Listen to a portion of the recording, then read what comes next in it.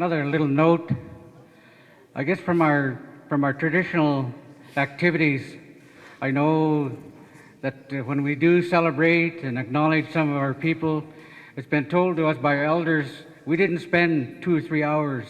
We spend upwards of 2 weeks of celebration and meeting and talking so that everybody will have a chance to say. But because of the fact that we're on Shema time and all that sort of stuff, so we try to keep it as tight-knit as possible. So I do apologize if 10 minutes is not long enough. From a traditional point of view, we used to do it for 2 weeks. So the next speaker, and certainly the gentleman can give it from a federal perspective. He's the Regional Director General of the Department of Indian Affairs here in British Columbia. I'd like to call upon Mr. John Watson. Thank you very much.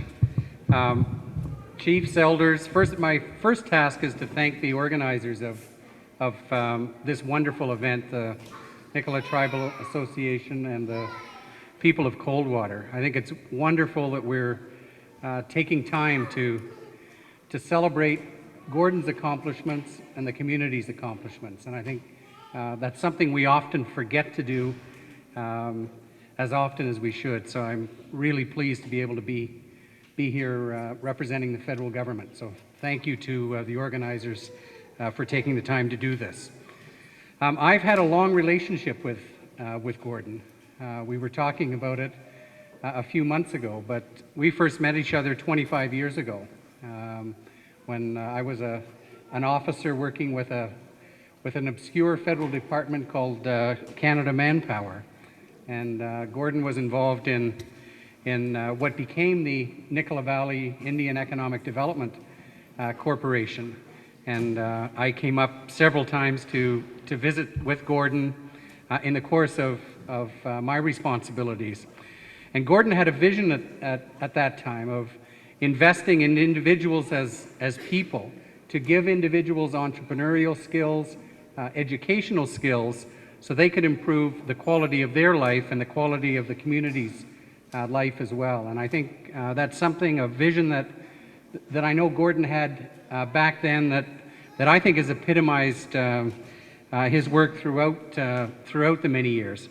I can remember sitting in the small office with Gordon and the late Greg Enright and talking about what Gordon was doing, and he was investing in individuals. I remember he was making small loans to people to buy a few head of cattle to get started, so that they would begin to see how they could participate in the mainstream economy. And I think that's a vision that Gordon shares to today.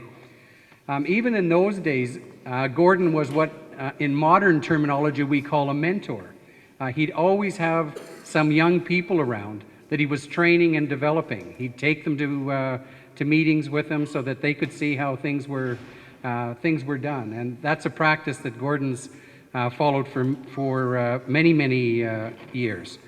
I think that epitomizes incredible leadership skills, and I think he's amongst the best leaders that I've ever seen. He always works with others to bring them along and make sure they share in the glory. He never takes any of it for himself, and that's something that I think is something that rubs off on other individuals, and I think that's something that explains in part why he's been so successful. People know Gordon's involvement in many provincial and national bodies. He's been known as an innovator, someone who speaks his mind, can always see the other person's point of view and try and come up with common solutions. His passion in life has clearly been education.